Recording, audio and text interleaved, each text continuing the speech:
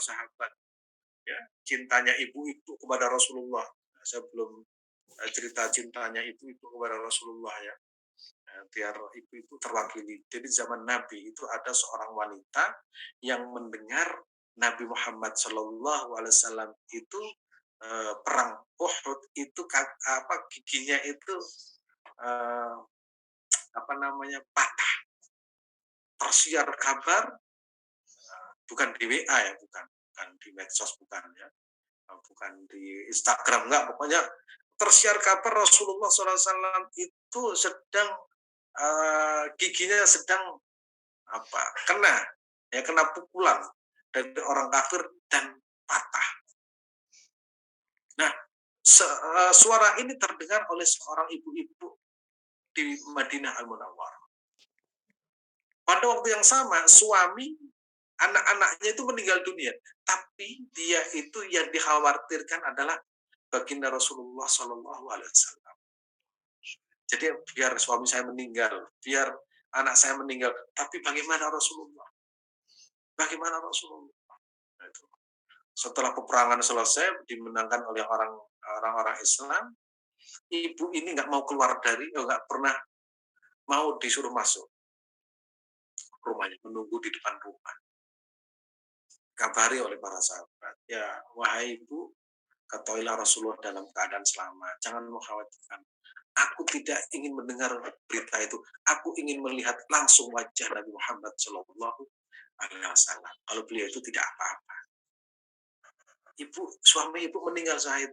Aku tidak peduli. Yang saya khawatirkan tetap yaitu kekasihku, yaitu Rasulullah Shallallahu Alaihi Wasallam. Akhirnya beliau itu, ya, kita buat ilustrasi di pinggir jalan, Rasulullah lewat dalam keadaan sehat walafiat, tidak apa-apa. Wanita itu sangat bahagia. Ini ya, jadi ibu-ibu dulu mama juga sangat mencintai baginda Rasulullah SAW. Tapi ya cintanya karena Allah, karena Allah, bukan karena Rasulullah ganteng, itu bukan.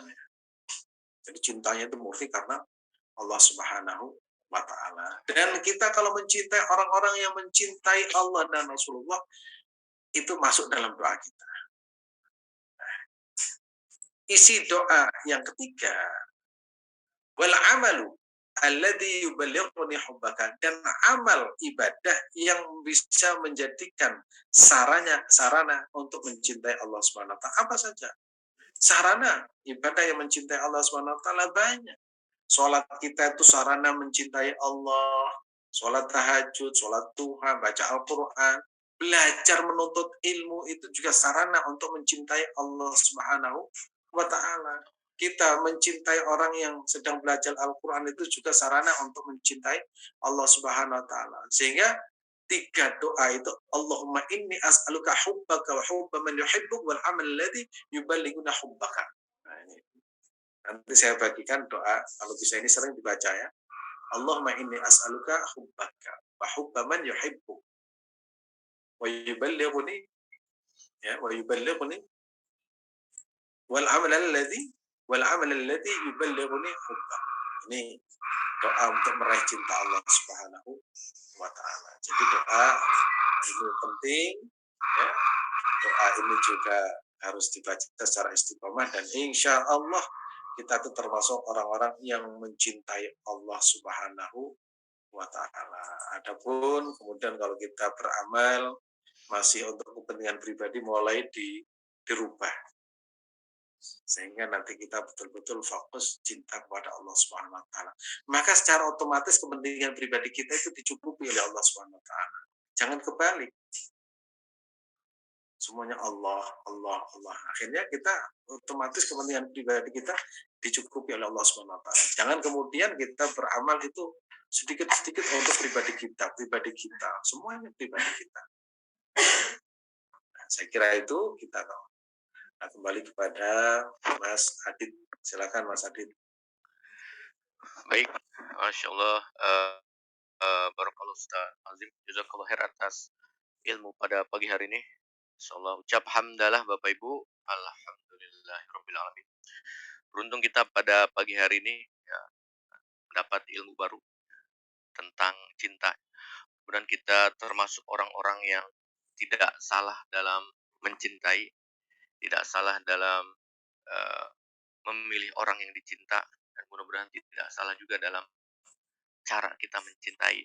Mudah-mudahan di akhir pun kita bisa tetap mencintai baginda Nabi, dan mudah-mudahan kita juga Allah. tetap mencintai Allah Subhanahu wa taala. Amin ya rabbal alamin. Bapak Ibu yang dirahmati Allah, alhamdulillah. Terima kasih Ustaz sekali lagi kami ucapkan atas ilmu pada pagi hari ini. Mudah-mudahan bisa bermanfaat buat kita semua Bapak Ibu. Ya, kita bisa mengamalkan pada kehidupan kita sehari-hari. Mudah-mudahan terkhusus untuk Ustadz bisa menjadi pahala amal jariah. Amin ya rabbal alamin. Bapak Ibu yang dirahmati Allah, Ustadz, kita masuk ke sesi berikutnya, yaitu sesi pertanyaan. Ini mungkin beberapa saja yang akan dibacakan. Mohon izin Bapak Ibu. Oke, izin Ustadz, pertanyaan pertama Ustadz. Ini, Assalamualaikum Ustadz, mau tanya. Waalaikumsalam warahmatullahi wabarakatuh. Saya pernah mendengar kalau Allah Subhanahu wa taala sudah mencintai hambanya, maka Allah akan memberikan ujian bukan dunia. Maksudnya apa ya Ustadz? Mohon penjelasan. Ya, salah satu bentuk cinta Allah Subhanahu wa taala kepada hambanya yaitu Allah berikan ujian. Nah, Allah itu tatkala memberikan ujian kepada hambanya itu pasti sudah diukur. La yukallifullah nafsan illa wus'aha. Jadi kalau misalkan kita, nah ujian kita itu kan banyak. Ujian kita itu banyak. Jadi kalau kita itu tahu kalau yang memberi ujian itu Allah Subhanahu wa taala, berarti kita sudah lolos.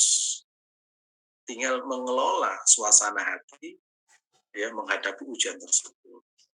Pernah saya sampaikan, inna fil jannati manazil. Sesungguhnya di dalam surga itu ada rumah-rumah ya. Ada rumah menggantung, dia tidak ada cantolannya, juga tidak ada liangnya. Rumah ini ya itu di surga. Jadi surga itu kayak apa ya? Kayak di Raja Ampat lah, di tengah-tengah laut itu ada. Nah, tapi ini di surga. Di surga itu ada tempat-tempat indah. Terus para sahabat, ya Rasulullah, kalau rumah-rumah itu menggantung di surga, terus gimana maksudnya? Katoir kata Rasulullah. Seperti burung. Terus untuk siapa rumah itu Rasulullah? Li ahli balaya. Bagi orang-orang yang sabar di dalam menghadapi ujian. Nah, oleh karena itu kalau kita sedang menghadapi ujian, lihatlah siapa yang berikan ujian, yaitu Allah Subhanahu wa taala. Insya Allah dengan cara itu kita akan mendapatkan kebahagiaan dari Allah Subhanahu wa taala. Ada yang sakit, ada yang apa namanya? Nggak punya duit, ada kebanyakan duit. Jadi kebanyakan duit itu juga ujian itu. Ya, ada yang bokek, nah itu ujian. Kalau kita bokek itu berarti sabar. Kalau kita banyak duit ya berarti syukur. Jadi akhirnya segala sisi itu menjadi sarana kita untuk mendekatkan dan mencintai Allah Subhanahu wa taala. Itu Mas Adit. Baik, baik, terima kasih Ustadz. Pertanyaan berikutnya Ustadz. Ini mohon izin saya rangkum Bapak Ibu. Ustadz, bagaimana cara kita Rangkum. mengevaluasi berapa besar cinta kita pada Allah Ustadz, dan bagaimana cara mengukurnya Ustadz? Nah, tadi saya menyampaikan di dalam apa namanya permulaan. Nanti kita bisa mengukur. Kalau kita itu beribadah kepada Allah Subhanahu wa taala seperti sholat, puasa, zakat, haji dan lain sebagainya. Kalau kita sudah ketika beribadah itu merasakan enak, nyaman, tenang, lezat, indah bersama Allah Subhanahu wa taala. Kemudian dalam ibadah kita itu fokus mempersembahkan ibadah kita untuk Allah Subhanahu wa taala, tidak pernah berpikir mendapatkan balasan imbalan, berarti kita itu sudah sampai pada tujuan cinta itu. Nah, tapi kalau kita ibadah misalkan sholat biar pahalanya dapat ini itu berarti kita masih menginginkan kenyamanan untuk pribadi kita. Tapi kalau sudah fokusnya itu untuk kekasih kita yaitu Allah, itu berarti kita itu sudah bagus ya, sudah derajatnya sudah tinggi. Hanya saja nanti kalau kita tanya bagaimana mengukurnya, ya mengukurnya ya perasaan kita. Oleh karena itu penting bagi kita semua untuk belajar sholat yang baik, benar, belajar wudhu yang baik dan benar, belajar misalkan tentang zakat, ya itu fikih ya itu perlu karena itu basic. Jangan sampai kita itu merasakan nikmat sholat, tapi sholat kita belum benar, wudhu kita belum benar, nggak bisa, belum tahu sahnya sholat itu apa, terus kalau sholat itu pakaiannya seperti apa, itu nggak apa ya, basic itu harus harus kita jaga dengan sebaik-baiknya. Insya Allah kita akan mungkin minggu depan kita akan mulai lagi setiap malam Jumat itu belajar fikih sholat ya, agar supaya antara fikih dan ilmu batin kita itu betul-betul nyambung. Gitu. Baik. Terima kasih Ustadz atas penjelasannya. Ustadz, ke pertanyaan berikutnya. Kita mencintai keluarga kita, tapi kita berniat